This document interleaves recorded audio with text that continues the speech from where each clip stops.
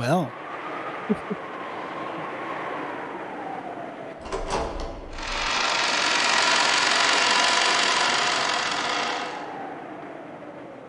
So, reasoning in chapter 1, but chose not to say anything to Beatrice of his Rudolph through that way till the bat shrug. I don't know. When the witch entered the entrance hall, Genji was there. With a respectful bow, Genji welcomed the guest who approached from the entrance hall. We have been awaiting you, Beatrice-sama.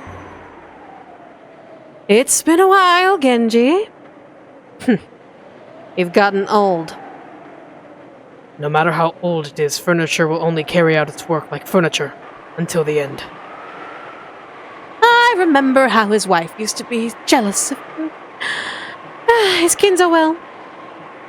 He is full of life.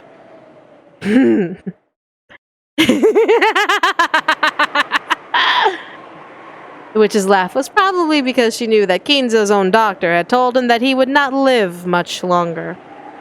What is the Golden Land? Oh, it's a wonderful place where everyone is happy and everyone is alive and well. That's all I can say about it. However, if anyone actually looked at Kinzo, his energy and vigor, which made it extremely difficult to imagine that his remaining life was really slim, might make it natural to call him full of life. Maybe the witch had laughed at that. Then let us greet him. It'll be good to hurl curses at each other after 30 years. As the witch grinned, she started walking, leaving Genji behind. Her gait was that of a family member who knew the inside of the mansion as well. And Genji followed her, as though he served her. At that very moment, Kirie came out of the parlor. She had probably come out to fix her makeup or something. And when she saw Genji following the witch, she was surprised, although her expression did not change. There was a visitor for Kinzo, whose remaining life was not long, on the day of the family conference, when the fate of the inheritance was to be decided. And furthermore, this person was well enough acquainted with the Yoshinomiya family that Genji was following behind her. Kirie immediately realized that this person, who she had never met before, was someone deeply important. Kirie met eyes with the witch. Realizing that it would be rude to pretend not to notice, she greeted the witch. Pleased to meet you. so like, just everyone can see her or what? Everyone can see her. Rudolph's second wife! That is correct. This is Kirie-sama, Rudolph-sama's current wife. From this exchange, Kirie realized that this woman was a guest of considerably high rank within the Ushirimiya family. And the fact she was a guest of that level, coupled with the face of the entrance hall portrait behind her, made Kirie's eyes open wide in an instant.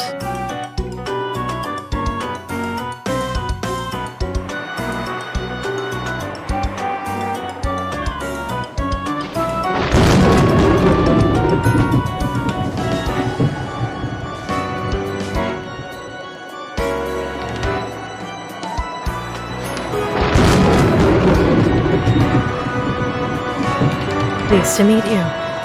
My name is Kirie. I wonder if this is our first meeting. If we did greet each other before, I apologize for forgetting your name. You already have a vague idea, yet you expect me to waste my breath? Kirie had thought she had given her a sociable and humble greeting. Her expression grew slightly cloudy at the openly oppressive response. It didn't seem like this was a person she could grow to like. But if Kirie's imagination was correct, this witch likely held a huge key to what her own husband was most interested in, and one that stood a great chance of influencing tonight's family conference. So she did not shoot back a retort. I could only watch in silence as the woman went up the stairs to the second floor, with Genji following behind.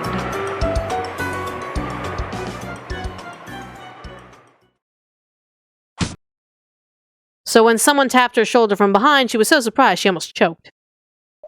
It was Natsuhi. Kirie-san. Standing there still in a place like this. Is something the matter? I'm sorry. I was just a little fascinated by the portrait of the witch. The Golden Witch Beatrice, was it? Something like the revival of the Ushirimiya family to what it is today would never have been possible without the gold she gave. A fantastical story, very much like father. Natsuhi spoke of her in a usual way. She spoke of the position of the idea of a witch just as foolish, and that in the end it was nothing more than Kinzo's ramblings. However, for some reason, it no longer felt right to Kirie. Just now, she herself had seen the Golden Witch come in from the entrance hall and climb up the stairs. So Natsuhi's choice of words seemed almost like a refusal to accept her existence, or as if she was leading her to think that she did not exist. I'm sorry. I think I'm feeling a bit of a headache. I think I'll rest for a while. Oh, is that so? Then I have some good headache medicine. Allow me to prepare it for you.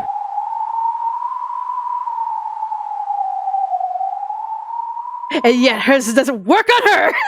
She has headache medicine that doesn't fucking work on her!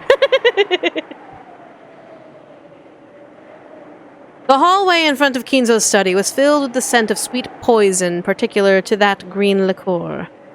Genji, who was completely used to it, did not grimace. Well, this spells disaster. Indeed! It smells like a big story. Oh my god, I'm spilling my soda everywhere. Exploded. My soda exploded. It's exploding more. What the fuck? Stop exploding. What the fuck? That's rude. And the Golden Witch didn't grimace, either. When was the last time he left this room? I believe it's already been several years. He is that intent on making me a bird in a cage. Alas. Now you, who made that witch, are the bird in a cage. The ghost of the study, are you not? A pitiful man. But a pitiful man to not recognize that. He would probably continue his research until the day he could meet you again, even if he literally became a ghost. Is it love, or madness, or obsession? I suppose they too will become magic if well enough developed. You sad mage. The witch grasped the doorknob to the study. When she did, there was a sound like that of flesh burning and splitting open. It was the sound of the doorknob literally burning the witch's hand. Beatrice-sama. What is this? A magic ward? That fool. Is he unable to get by without relying on something like this?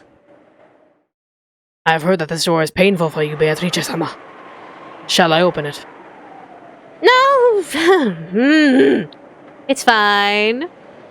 If he wins, I will be a bird in a cage for all eternity. If he loses, only the life of a laughingstock will be left. The life of a pitiful mage who's mad with love and lost everything. Already, Kinzo and even I are nothing more than pieces laid out on the game board. All that is left is for the result of the roulette to decide who wins and who loses. Until the roulette shows its result, there is no need for me to be reunited with Kinzo. The witch looked at her hand, which, although horribly burned, was beginning to heal bit by bit. And so, the ward, perhaps. Ew, did Kinzo trap the soul of his dead lover on Rokanjima? A lover, a witch, someone he wanted to love. Who knows? Who knows? No, we know. You know. But of course, you're not going to tell us. I know nothing. I see. That is also honorable. Now, everything is on top of Kinzo's game board. I like it, Kinzo. Allow me to enjoy my game with you. Allow me to enjoy the final gamble and fall on an aged mage who fell in love with me and threw away all his life. I broke the game again. God damn it. I feel like Anthony taking Kinzo with pity fuck when he was younger.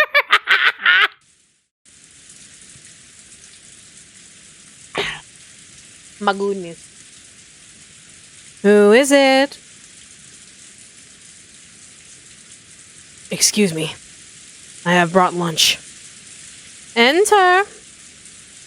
Excuse me.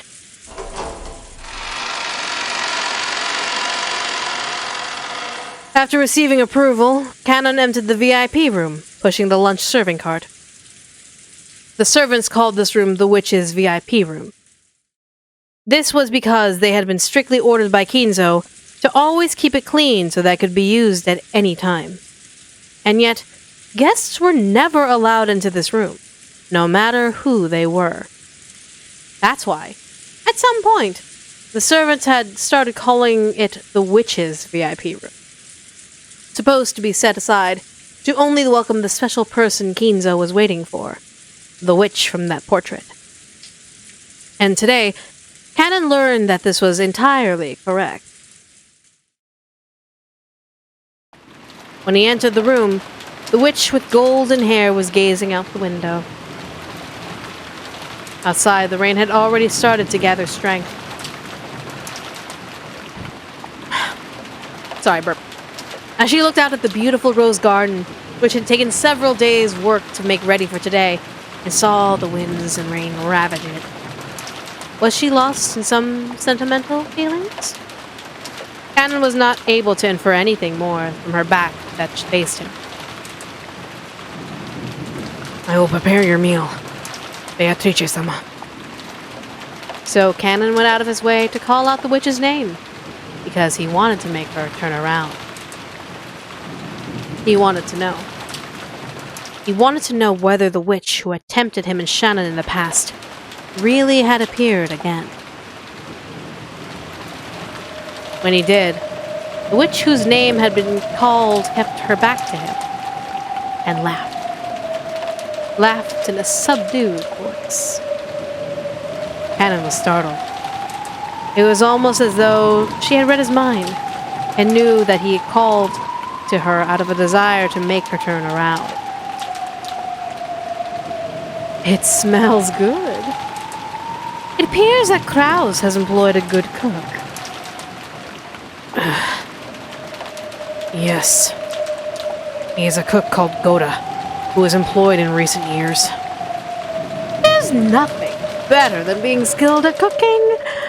Gourmet food forms one of the 3 pillars of pleasure of life in the human world. The secret to not tiring 1,000 years is to have it in sufficiency.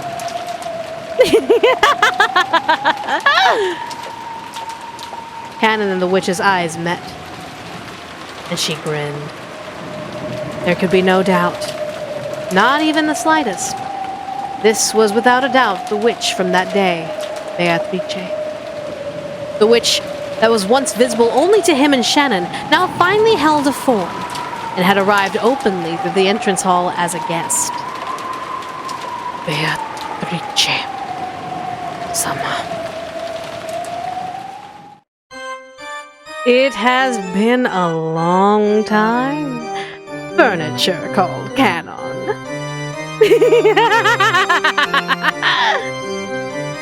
It has been a long time. Canon tried not to forget the modicum of courtesy towards the guest. But dark clouds had begun to enshroud his heart because of the visit of this suspicious witch, and on the day of the family conference at that. It looks to me that you are dying to know my purpose in appearing here. Is that so? Canon didn't force himself to answer. This witch probably reads minds. So it would be pointless to go through all the trouble of saying it aloud. Of course, even that rebellious spirit of his would be read. So the witch giggled at Canon's childish resistance. I came to resolve my final promise with Kinzo. Your final promise with the master? I lent Kinzo a mountain of gold. When Kinzo gives that up, it will be returned to me with interest. I came here tonight to receive that. I don't know what you are talking about.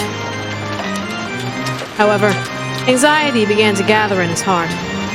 This witch never had anything good to say.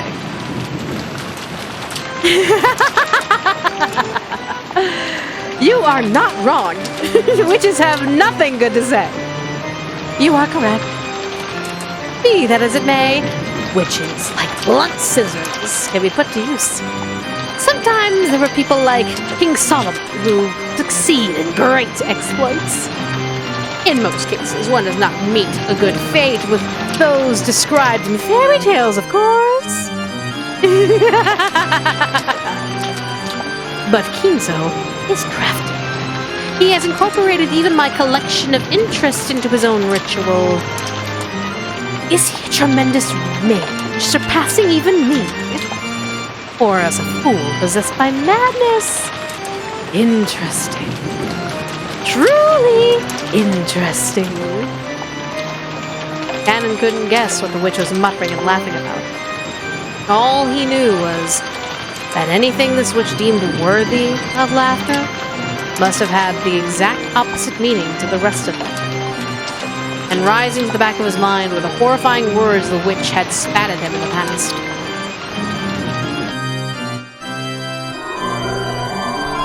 Did you think I would lend them that power without any compensation? I'll lend a hand in love, and my compensation shall be one ticket to watch the cruel fate that the two of them will eventually meet. Even after 1,000 years, no better show exists!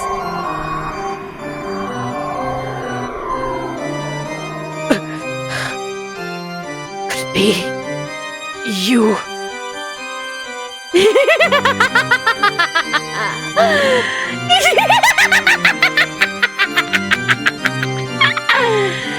Behold the sweet Fisher River running through my beloved home of old. You know, Canon's face looks more like he's pissed off at Beatrice and more like he just saw the dog shit the carpet. Jesus Christ! You who seek the Golden Land, follow its path downstream in search of the key. Also, can you bring your mic up a little bit? Just because there is a heavy bit of orchestration.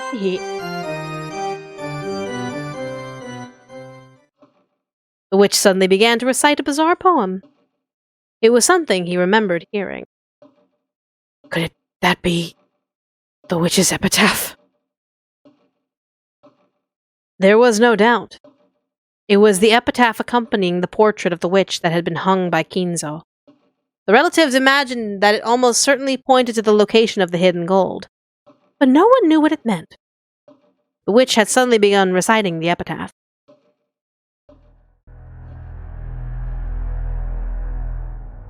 Canon. As furniture, you must have heard about this from Kinzo. The day when everything will be returned to the Golden Land has come. Rejoice! The time has finally come for your shameful days as furniture to end. I believe you have been waiting for that for a long time. To furniture whose existence has no value, just existing day to day must be nothing but agony. For those with souls, the world of the living is worth clinging on to. But those without find it to be nothing but suffering.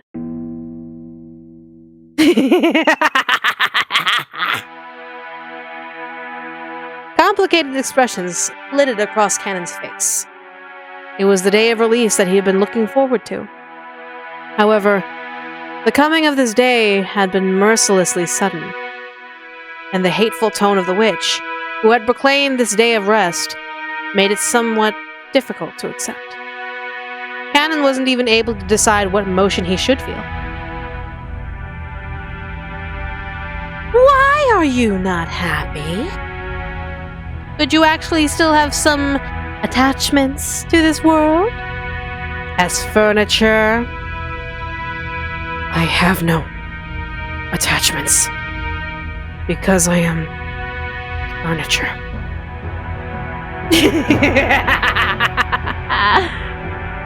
You truly are a model piece of furniture. Very good. Very good. However, to have no lingering regrets at all. How deeply uninteresting this is. Since Ginzo and Battler are both described as having wavelength that almost imposes magic, does Ginzo look like Battler when he was younger and would be able to be interested in Battler because I don't know. Are you saying that regrets are your pleasure? Precisely! Most witches who live for 1,000 years get tired of life. In order to escape boredom, I adorn people's fates with fruit and brandy and cook them like cakes. I find humans dancing through oppressive fates inside an oven to be so very entertaining. I've made somewhat of a name for myself in this field, you know. So much so that unexpected guests occasionally come from afar to witness my culinary skills. Mere furniture can't understand this. I am wasting my time. Cannon wasn't able to understand what the witch was saying. However, he realized well enough that this was a terrifying being who treated the fate of humans as a show, and was getting enjoyment out of doing them some kind of harm. However, furniture had no soul or life, much less a fate. Pitiful furniture did nothing but serve until the day they would be released from the world. To furniture like that, the witch, who had come to release them from everything, was also a being overflowing with mercy. Even though the day that Kenan had been waiting impatiently for had come, he was unable to readily accept it, and this greatly bewildered him. Why was that? The face of Shannon, the person he loved as a sister, rose to his mind. And for some reason, Jessica's face did too.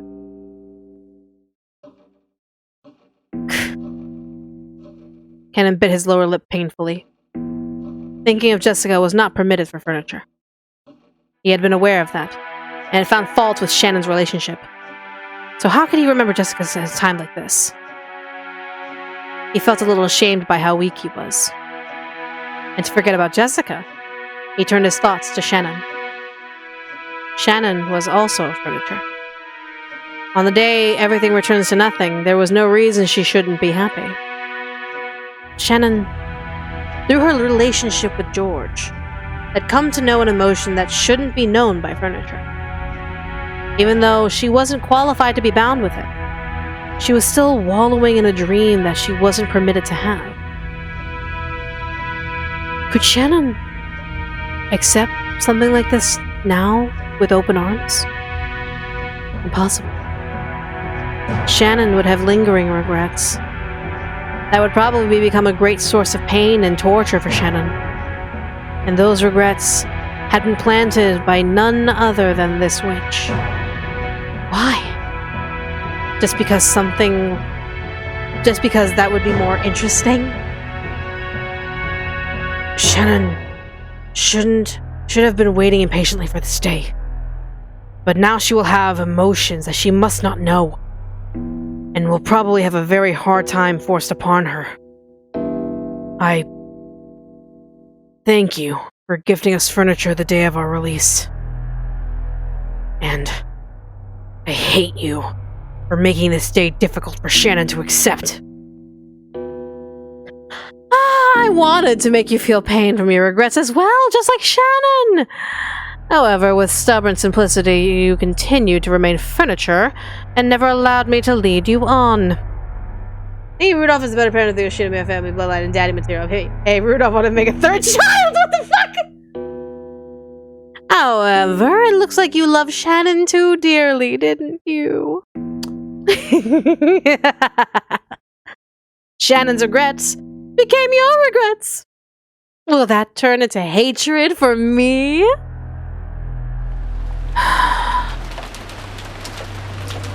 If you want to kill me, you can try.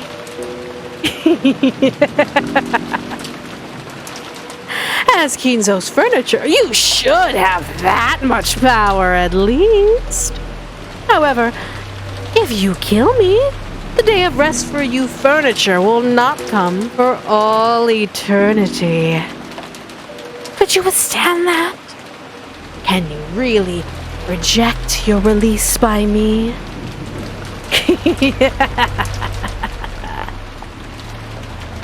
Kneel. What? No. What? Kneel and kiss my shoes. Otherwise, I will leave this place. I will go back and never show myself again for all eternity. So, Canon, could you withstand that? If the door to the Golden Land is open, your life as furniture that has been full of hardship will end. If you desire, I will even give you life as a human. After that, you will be on the same level as Jessica. Surely, you want to know of it? The taste of love. I know, even if you try to hide it, you see? You grew jealous, seeing Shannon wallow in the swamp of sweet love. You are sorely tempted to know the taste of love.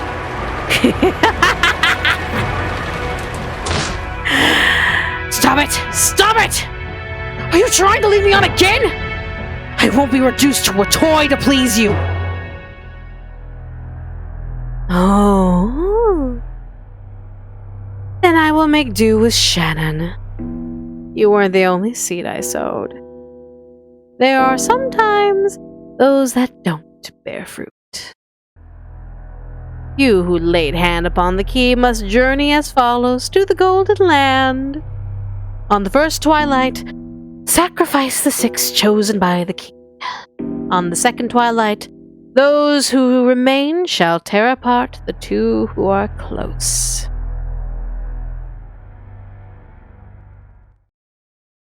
The witch recited the epitaph again. It was so sudden, and diverged so strongly from the current topic. However, her challenging smile made it seem almost as though she were using that epitaph as a threat to Canon. Do you not understand? For the ritual of the epitaph to succeed, on the second twilight, 2 who are close must be sacrificed. It could be any 2 who are close. A husband and wife, or even a pair of lovers. Who will be selected is up to me to decide on a whim, following the rules of the ritual.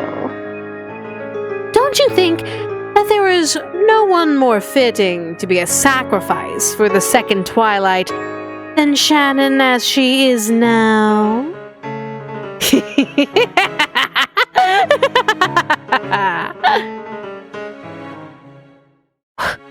What dirty. Hey, what if the people who are called furniture in this game actually humanoid versions of furniture from Michaela Mal? Canon learned then.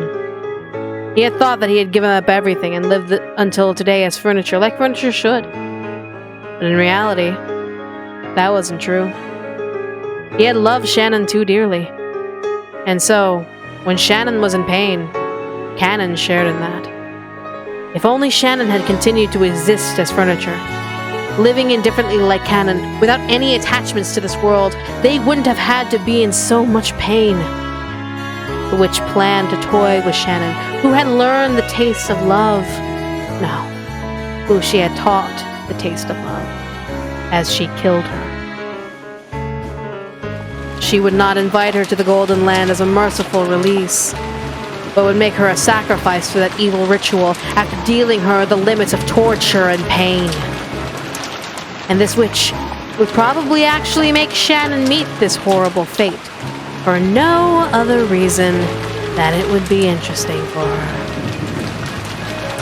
Furthermore, she was threatening to do so that she could make Canon, who hadn't submitted to the witch even once until now, finally surrender. It was that simple. In the end, though he had tried resisting the witch to avoid pleasing her, he had only made things interesting for her. After all, he was furniture. No, a toy. They were nothing but toys meant to only distract her from her boredom. Damn it! What will you do, Cannon? If you kneel, I may even hold back from choosing Shannon as a sacrifice.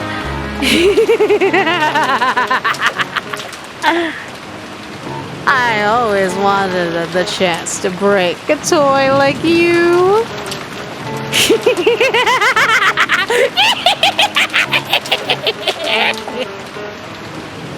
Without even a fragment of elegance, the witch sneered at Cannon with a vulgar laugh.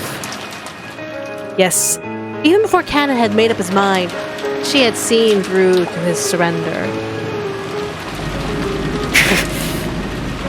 Cannon got down on one knee and chose to genuflect for the witch. He didn't care what happened to himself.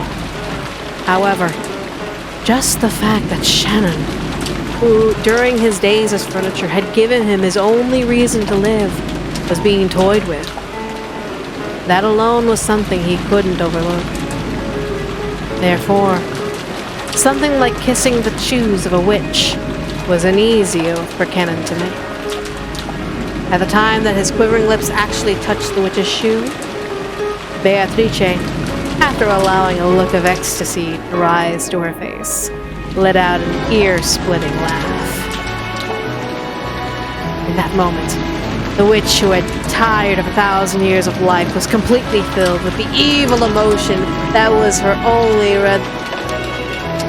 raison d'etre. I can't remember the word, how to pronounce it. Raison d'etre? Yeah.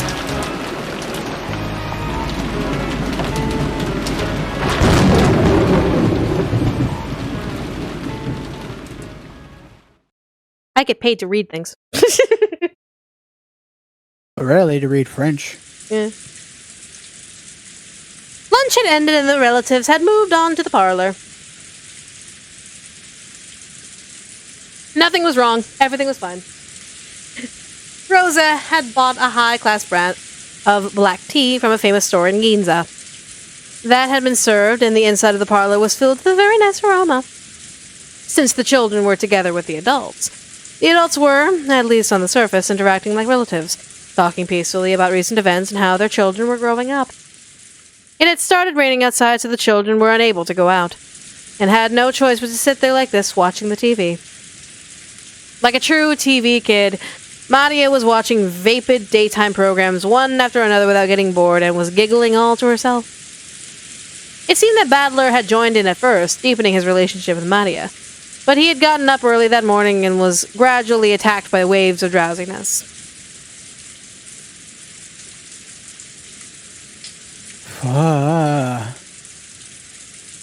Oh, that's a big yawn. Did you get up really early this morning? Well, something like that. I started to relax and release some tension, and then I got sleepy while I was listening to the sound of the rain. Tension? You go around making yourself the center of attention, and now you're saying you were tense? That's me, I guess. Fuck you. End of a bitch. It's a yawn, isn't it? I ain't fair. Battler gave a great yawn once again, and slowly lay down on the sofa.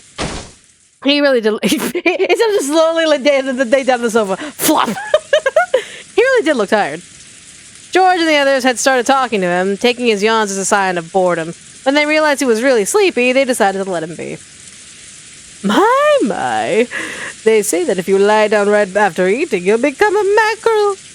What the fuck kind of legend is that? It's one that apparently you don't know, but I swear it's real. My name is Kumasawa.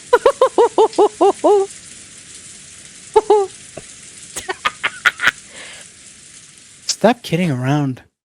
Goro-san said that tonight would be calf steak. In a minute, it's going to end up as a mackerel steak. Kumasawa-san, that guy really does look tired. The guy really does look tired. You think you can bring him a blanket?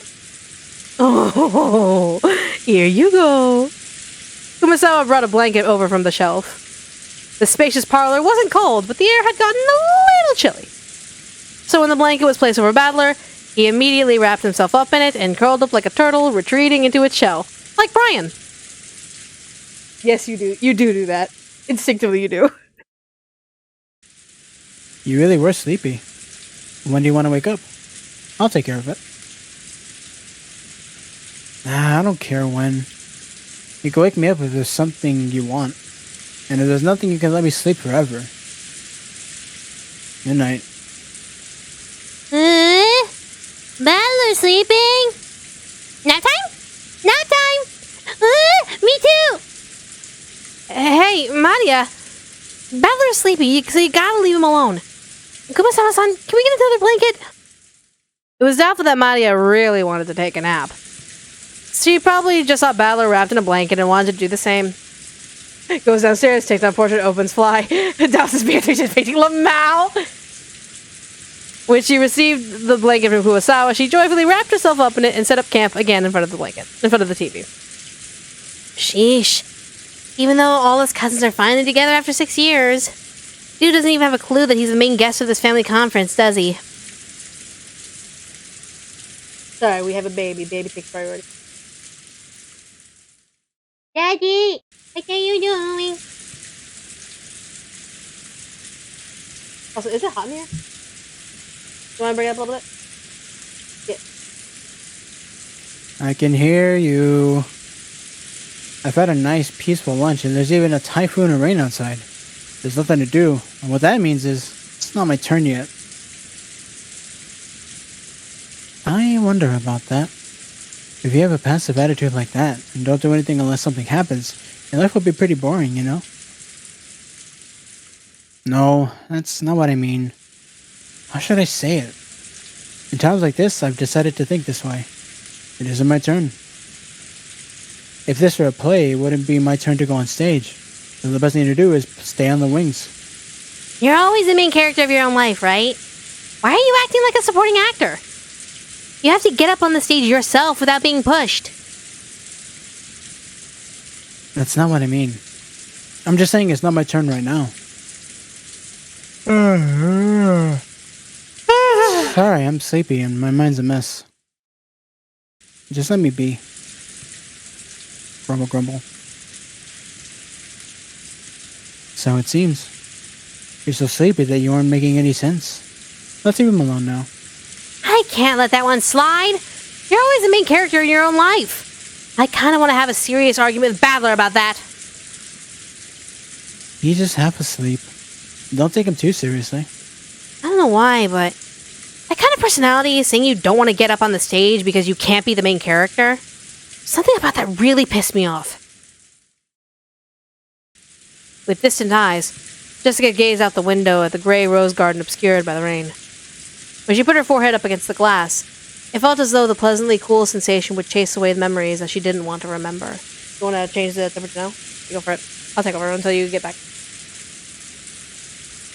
Isn't your turn yet? Was that it? Then, when will you get up on the stage? In that case, who is the main character on this stage?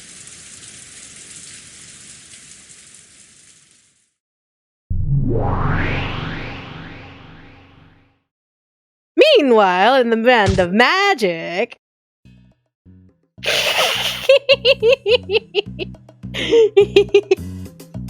You're just doing whatever you goddamn want. What the shit is this? This is just demented. Your argument regarding 18 or 19 people, which you used as a basis to deny me, was truly ludicrous, you see. So I merely tried a different move. The greatest basis upon which you deny me is simply that I was not laid out as a piece on the game board. In that case, I can simply play the queen first like this, can I not? Isn't opening the path for the queen in the first move on one of the classic plays in chess? Wouldn't that require you to move a pawn first? It requires the movement of 2 pawns. Well, no, 3 pawns. It requires 3 pawns. So if you move first, then I move, then you move, then I get to move my queen. Yep, because you have to move toward that way you can open up a space as the first opening move. At least one space to where I can come on it.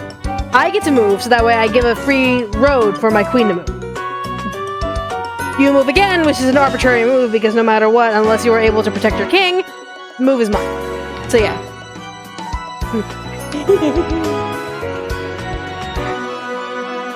This is chess? Yep. Real fucking funny. How the hell can I accept something like this? A witch just came walking in right through the entrance hall? What a royal load of bullshit. What's this? In the last game, I let you make moves as and when you please, you know.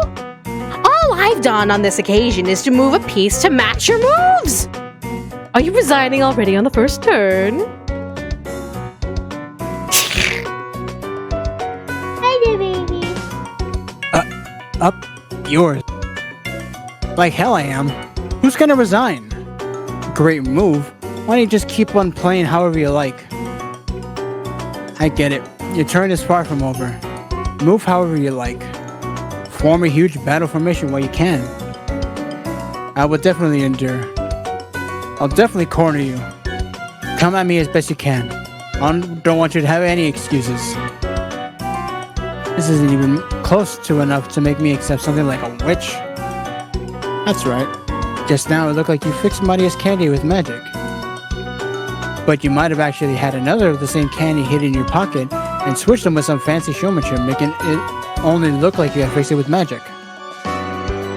Yeah, that's right. It has to be it. And it's no good. It's no goddamn good.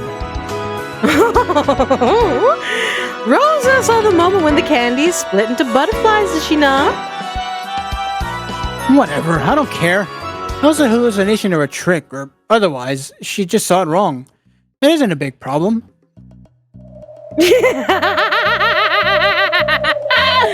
So you throw out the part you can't explain as trivial. I see. Is that your move in response to mine?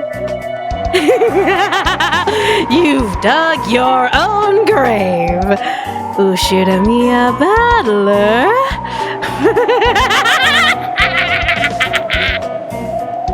It still isn't your turn yet. Allow me to continue my move for a little longer. It has barely begun. The turn of the witch.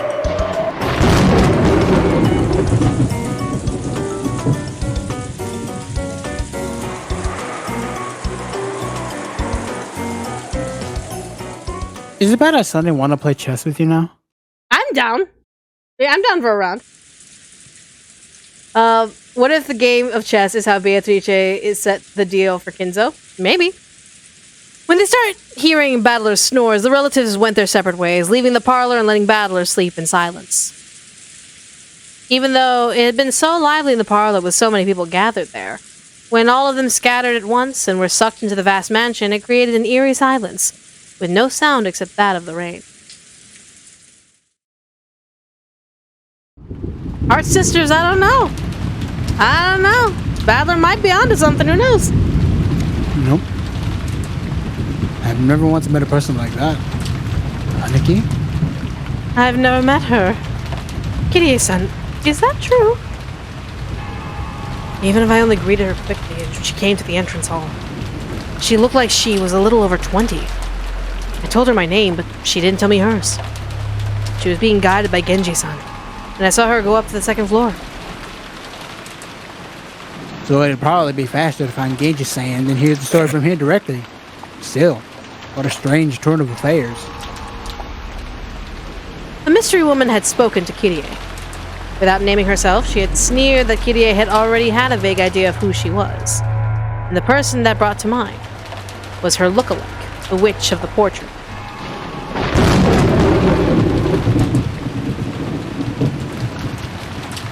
So I'm guessing now the portrait changed? Maybe. Was you trying to say that she's the witch of the portrait? That's what I understood her to be laughing at. Even though it was our first meeting, she spoke as though she knew I'm your second wife. Aniki, you really don't know someone like that? Stop asking me that. I've never seen a blonde woman like that go in or out of this mansion.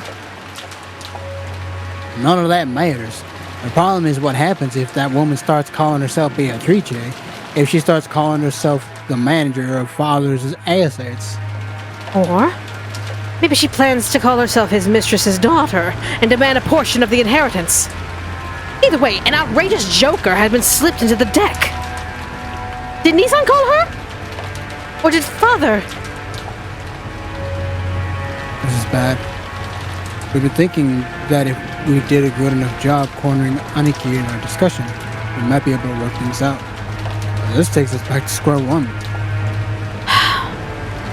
I don't know what kind of schemes you've been plotting when I'm not around, baby. But it looks like we've been given a little time to form a counter-strategy. Yeah. Thinking about what would have happened if Miss Blondie has suddenly appeared at the dinner table and skipped the shit out of us.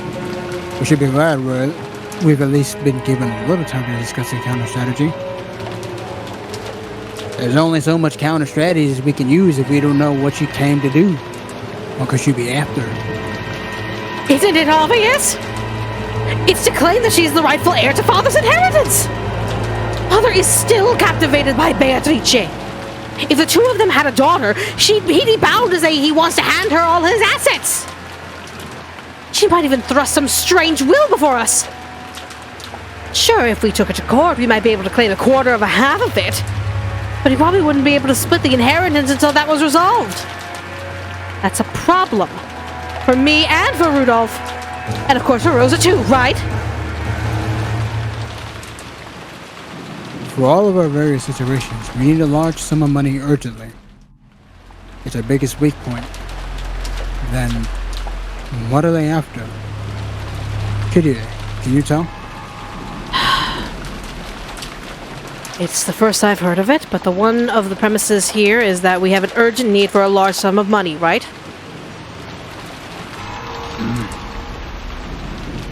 Kitty saying, when you're off on the offensive in a man's business, that's the time you need funding. Please understand that. What's this, Rudolph? You hadn't told Kitty-san about it? Sorry. I wasn't really hiding it. The truth is, we've been having a bit of a... It's alright. You decided it wasn't necessary to tell me about it, so I won't press you about it here. What's more important is to find out what the Golden Witch is after, right? Yes. Putting together everything we said, can you see what move the enemy will make against us? Rudolph had a certain measure of trust in Kirie's unique thinking technique. Chessboard thinking. Of course, it didn't give him any more peace of mind than fortune-telling, but every time Rudolph was concocting some important strategy, he would give a great deal of thought to Kirie's advice. For a while, Kirie pressed her finger against her forehead, considering. I don't think that Eva looks like that Beatrice could just be art style.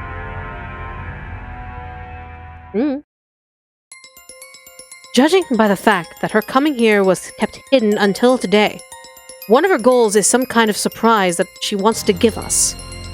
We can't know whether that has something to do with assets or being recognized as a relative. However, because her visit was kept hidden until today, maybe we can say that she didn't want to get hit with a countermeasure by notifying us in advance. Which means that it seems her goal is one where it would be disadvantageous to her if we did make some countermeasure. Understand? I get it. For example, if it was something like a will which your dad had written previously, or acknowledgement as a blood relative plus accompanying proof, if we assume she's brought something like that, then if it was completely unshakable, if it was rock solid proof, you'd think she'd actually have announced it beforehand. That's right!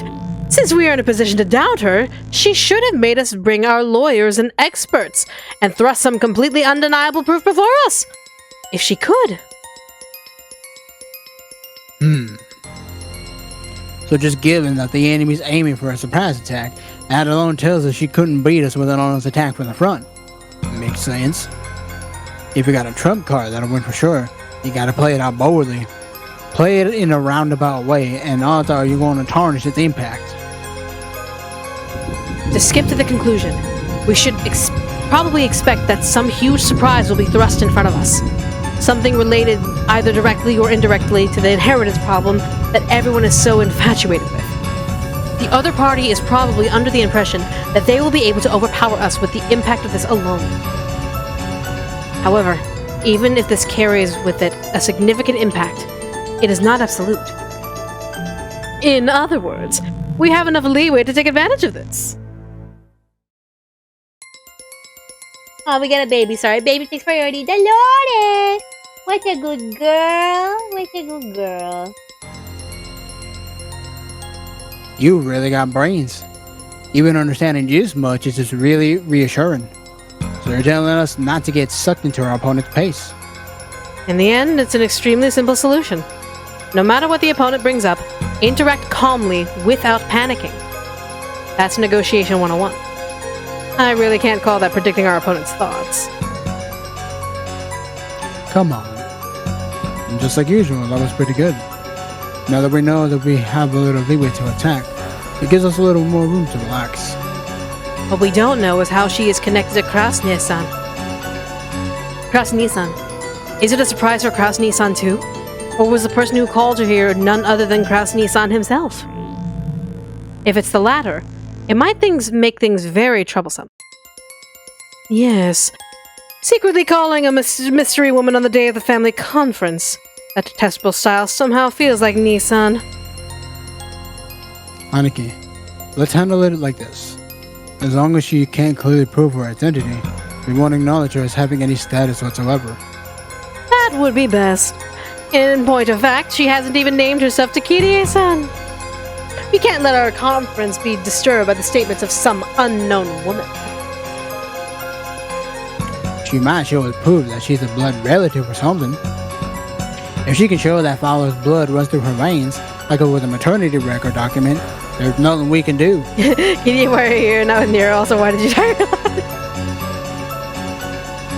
We can suspect any proof of being fake. Even if it is a real thing, in order to prove that she is the person mentioned, we would need to involve a hospital. At the very least, it would be impossible to prove that now on Rokenjima. Yes, that's it exactly. In other words, what it boils down to is this. No matter what is shown to us now on Rokenjima, it can't be accepted as the truth. So we can't believe anything until the typhoon passes and they prove it to us at the proper place.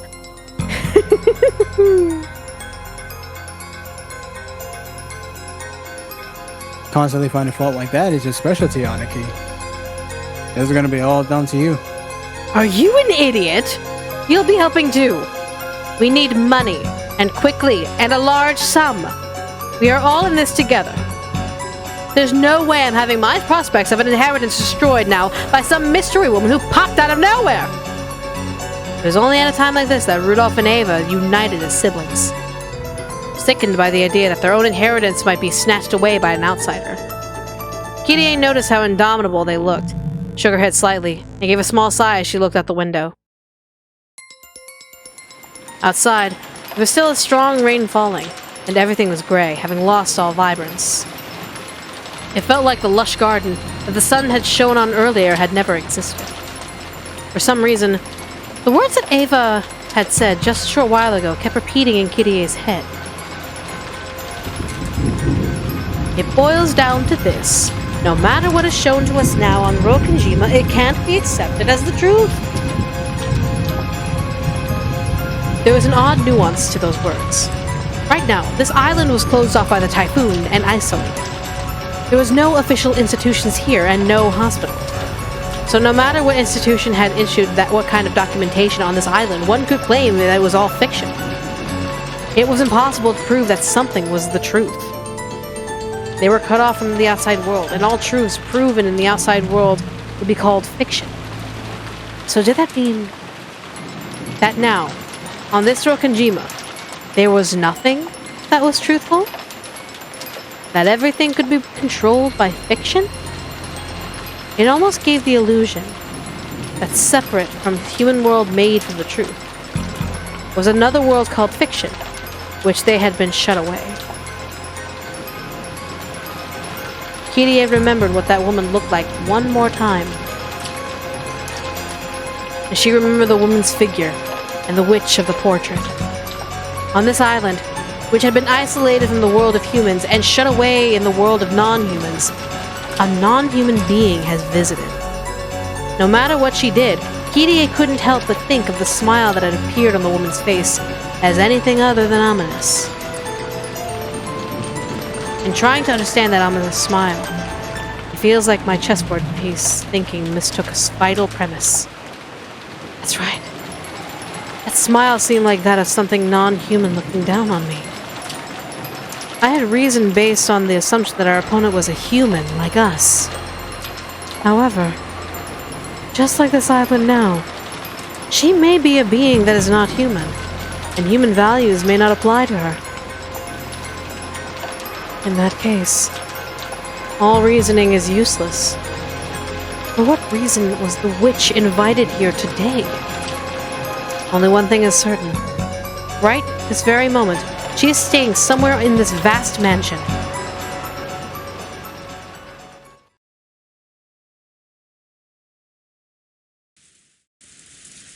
She's here to be a bitch. Maria? Around lunchtime, we met someone outside, right? A woman. Who was she? Said it a lot. Beatrice! Maria, have you ever met Beatrice before? See her every year. Every year. In this mansion on Rokanjima? I don't know what means. Is that true? Yeah. How long have you been seeing her? How many years ago did it start? No. You don't know? Why? Last year? 2 years ago? Longer. Rosa was aghast. Only the Ushiramiya mansion existed on this island, so there was no way that there were any humans other than themselves on this island. Yet, Maria said that she had been meeting with that suspicious woman every year during the family conference. If what Maria said was the truth, then that strange woman called Beatrice had been at the family conference every year. That's insane. Is she saying that some eerie woman was at the family conference every year and none of us ever noticed it? Even though Rosa had just met her herself a couple of hours ago in the Rose Garden, she was overcome with a strange emotion which told her not to accept her existence. What in the world did I meet with earlier today in the Rose Garden as the typhoon grew close and the winds blew strong? Maria? So, you said you see her every year. What do you do together? Sing songs, learn magic, learn how to draw magic circles. Really? That's incredible. Maria, you often draw magic circles in your notebook, right? Did she teach you that? Beatrice draws what they should look like. Look! Maria joyfully fished around her handbag. Then she took out a notebook and started opening its pages. Most of the pages were covered with drawings that were literally scribbles. All of them were occult-like things.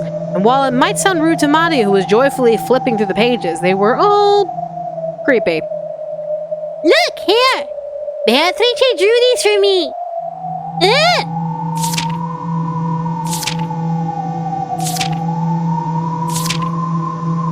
On each page Maria opened to, there was another eerie magic circle that had been drawn. Furthermore, at a glance, Rosa realized that Maria hadn't drawn them. The strength of the strokes, the thickness of the lines, how clean the shape was. This, by itself, wasn't good enough to suggest the background of a person who had drawn it, but it was enough for Rosa to understand that it was definitely someone older than Maria. Rosa had to accept it now. There really was a person on this Rokanjima who she hadn't even known existed. And this person had been playing with Maria during the family conference every year. Maria? Does this witch Beatrice live here? Or does she live outside the island like us? Beatrice is the witch of Rokanjima, so she lives on this island. So you're saying that she's on the island even when it isn't the family conference? Right? I don't know what "oo" means. Well? Yeah.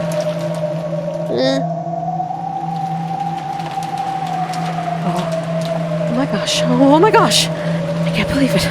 I can't believe it. How long has this unknown witch been living on this island? I used to live on this island. I lived on this island, passing the time in the mansion in the rose garden. And even so, I never encountered a witch like that. Never. I think...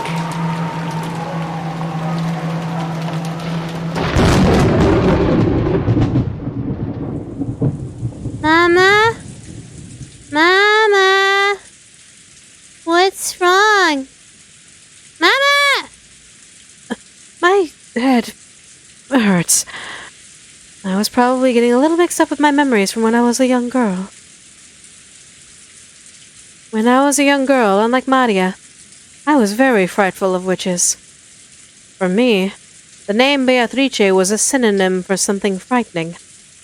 So it must be that my feelings of fear from my days as a young girl has been revived, because a woman calling herself that has appeared. She couldn't be a witch. She's obviously a human calling herself Beatrice, right? Oh, yes. That witch entrusted me with an envelope. What in the world could that be? Rosa pulled the Western envelope out of her pocket. It was the Western envelope which bore the Ushiramiya crest, which Kinzo used on its personal letters. And it had even been sealed with the red sealing wax by the head ring, which Kinzo held. Which meant this envelope belonged to the Ushiramiya head. In other words, it was from Father. Why was a woman calling herself Beatrice holding it? And why did she give it to me? That's right. I'm sure she said to read this aloud at dinner. What in the world could be written inside? Anxiety gripped Rosa, as if opening this envelope might release some kind of monumental disaster. However, at the same time, a little curiosity sprouted up, causing her to want to find out what was written inside before the other siblings. Using common sense, one could guess that a huge decision somehow related to Father's inheritance was probably written inside. What came first, Maria's odd behavior or Rosa beating her? I can't answer that right now. It'll be answered soon. It'll be answered in another episode. Actually, since he had given it to a woman calling herself Beatrice, there was no way that wasn't related. Did this mean he wanted the inheritance split not between 4, but between 5, including her? I need a large sum of money, and I can't wait long. I do feel like a sinful daughter for discussing the distribution of Father's inheritance while he's still alive. However, I'm no longer at a stage where I can afford to keep everything pretty. And I'm even consulting with Rudolf Nisan and Eva Nesan in order to get some money out of Kras Nisan. And myself in this situation. I can't help but sense something ominous in the appearance of the witch. What could be written in here? I'm sure there must be something frightening written. Shall I first read it secretly myself? The witch had requested it be done at the dinner table, where everyone was gathered. However, in that case, couldn't she just read it aloud at the dinner table herself? Why did she go to all the trouble of entrusting it to me? Did that mean, basically, that it didn't matter whether I secretly read it beforehand? It would be better to secretly read the contents first. I understand that it would be breaking my promise, but this is no longer the time to keep things pretty. It'd probably be good to discuss it with Eva Nisan and Rudolf Nisan, depending on the contents. Nae-san and the rest are always really good thinkers when it comes to this kind of thing. As I gulped, put my hand on the red sealing wax. Something suddenly pulled on my sleeve and I let out a small shriek. What? What? Maria! Don't scare me like that! What? No! Huh? Maria was making the same ominous expression Rosa had seen on the witch, sending a tingle up her spine. Beatrice told you to read that letter during dinner, Mama. You can't break a promise with a witch.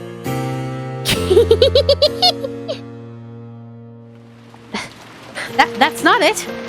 I just wanted to look at the envelope for a second. I'll keep my promise. After all, Mama always tells you to keep your promises. Of course Mama will keep her promise. Yep. Mama's a good girl.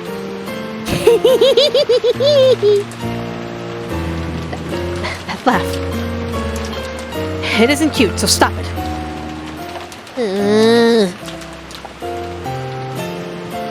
Come to think of it, you received a letter too, Maria. What was written inside? Haven't opened it. Beatrice said I mustn't open it until it's time to open it. So taking good care of it. I see. You listen well to what Beatrice says, don't you, Maria? I'm Beatrice's disciple, so I listen well to what my master says. I see. Rosa realized something. Mixed in with Maria's gaze was the light of a person other than Maria. If she broke the rules and opened up the envelope here, Beatrice would definitely find out about it. Because Maria was the witch's disciple. Maria communicated with that witch. Mama will keep her promise. So tell Beatrice not to worry, okay? I'll tell her. Hey, Maria? I want to speak with Beatrice. So what can I do to meet her, I wonder? Don't know. Beatrice is very fickle, so she always shows herself suddenly. I don't know a way to get her to meet me. But you know, she's always watching me. So when I get in trouble, she'll definitely save me afterward. She's gone invisible and is hiding close to me. I just know it.